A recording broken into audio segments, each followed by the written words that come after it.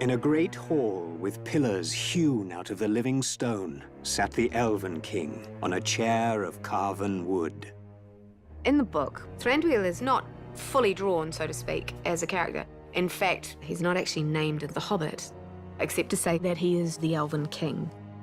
Tolkien doesn't really describe anything more than he's the king of the woodland realm. But, you know, in a film, you can't quite get away with some of the simplicity that you can in a book, especially a book written for younger people. It has to feel real. And that's one of the rules that we've always given ourselves with these films, is to have our characters have a degree of complexity. Cate Blanchett and Hugo Weaving and Orlando Bloom created such iconic elves. And so here I had this new elf to play with, and I was thinking, what makes this very powerful king of elves different than them? He's an elf with dungeons. You know, there's a lot to that.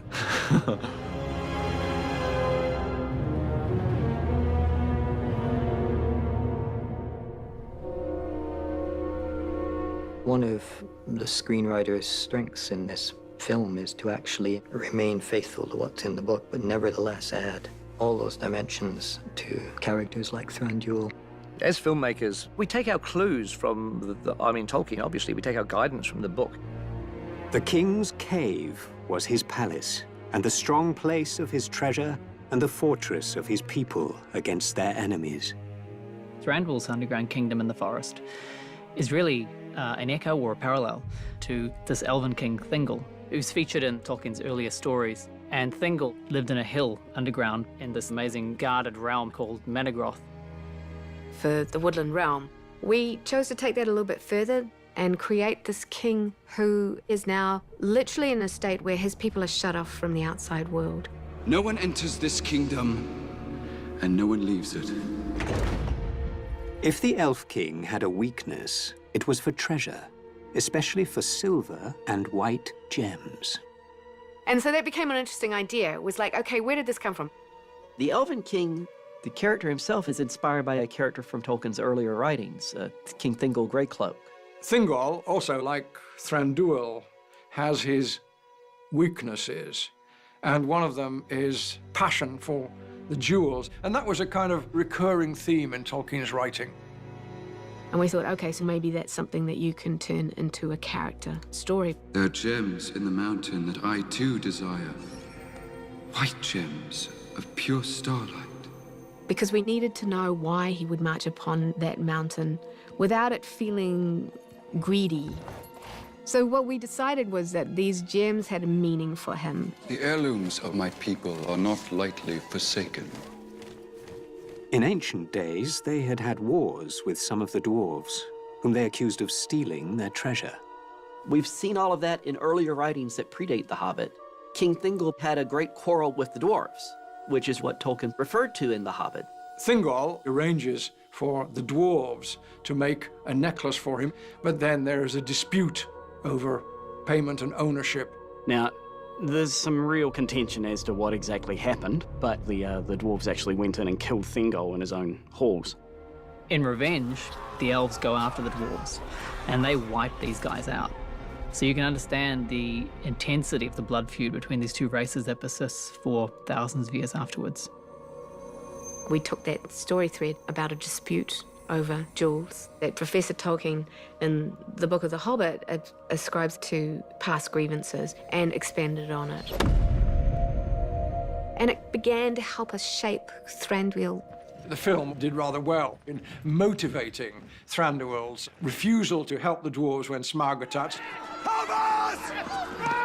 and the dwarves' deep resentment of the fact that he refused to help. Well, that's not in the book, but it is, I think, quite consistent with the way that Tolkien presents the elves in particular. Tolkien clearly was inspired by his own construction of King Thingol living in the caves in the Great Forest.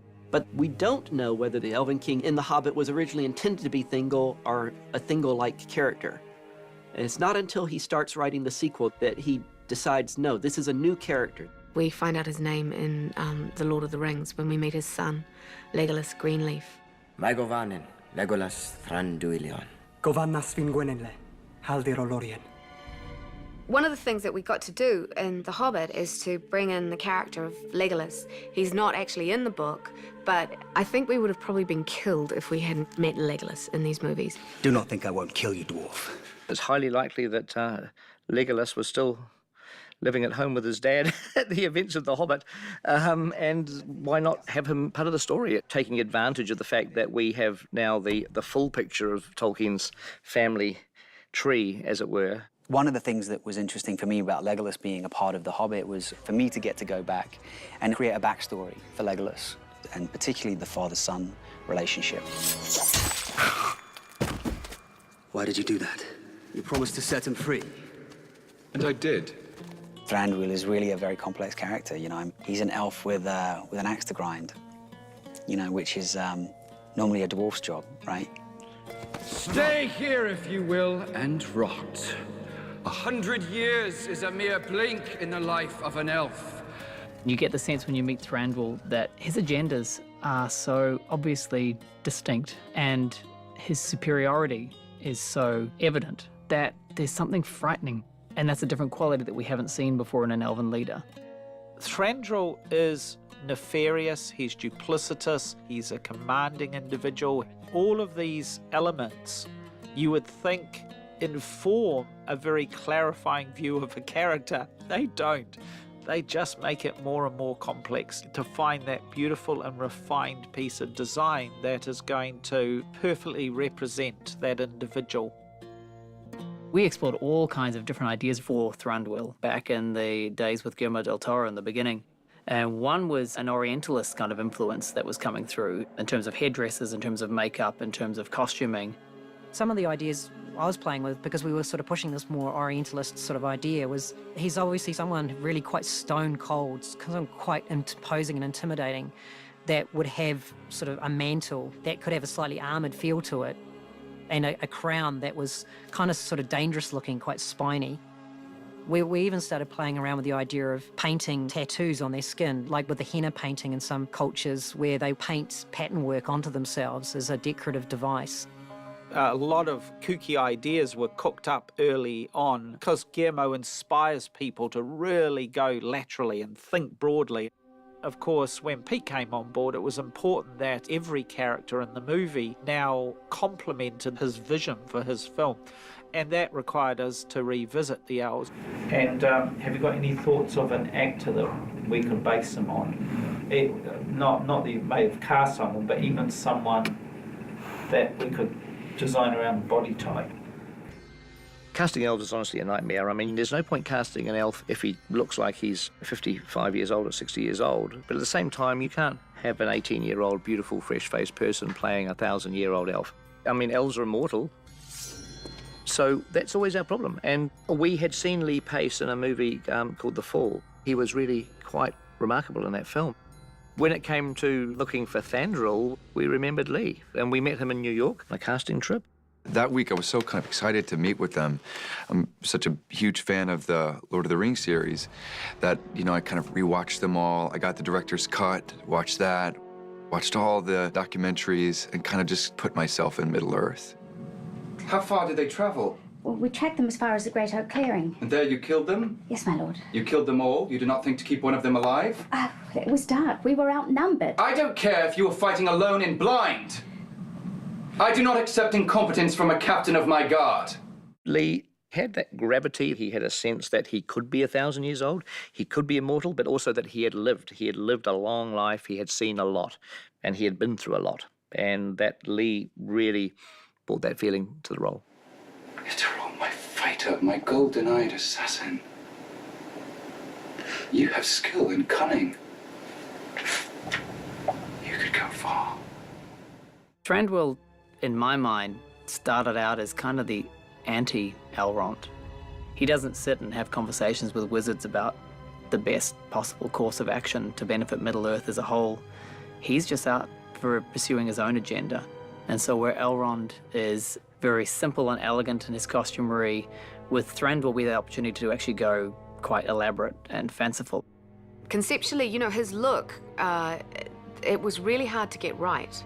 He is a king born and bred. Everything that was being drawn initially was trying to add that to him, when actually he doesn't need it. There was kind of an aha moment when Philippa said, you know, you want to think about this guy as a rock star. And instead of buttoning him up, let's open his neckline and let's give him an arrogance, but also a kind of a self-assured cockiness. And I kept going on and on and on about this, and it was like, you know, the really great designers, it's like the simplicity of a great suit. And I came across an image of Tom Ford.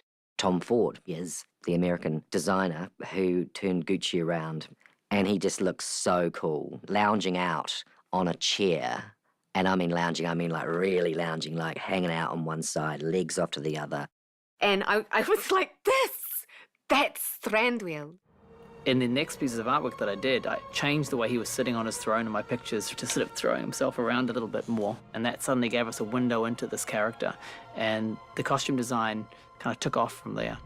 Sometimes you design costumes before you know who the actor is. You might be designing for someone in your mind that's 6'4", and in walks someone 5'6". So anyway, with Lee, what you get is exactly what you want physically, because he's tall and handsome and he's got the best shoulders to hang a costume on.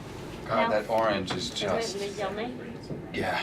The orange bold. looks phenomenal. He's money, this elf king. I mean, it really is a fun character to dress up. Amazing. Working with Lee Pace was wonderful because he definitely wears clothes incredibly well. He's got a great presence, and he also moves incredibly well, all adding to that movement of the King of the Elves. The source comes from here. Yes! That's the power. Thranduil really had this burning, threatening presence, but he really had to just rein everything in. So it was like this tornado that he was pulling back from just unleashing. Why do I see myself going? Elven movement training that we've done with Terry has kind of given me my entire character. It's not even about movement as much as it is about thought.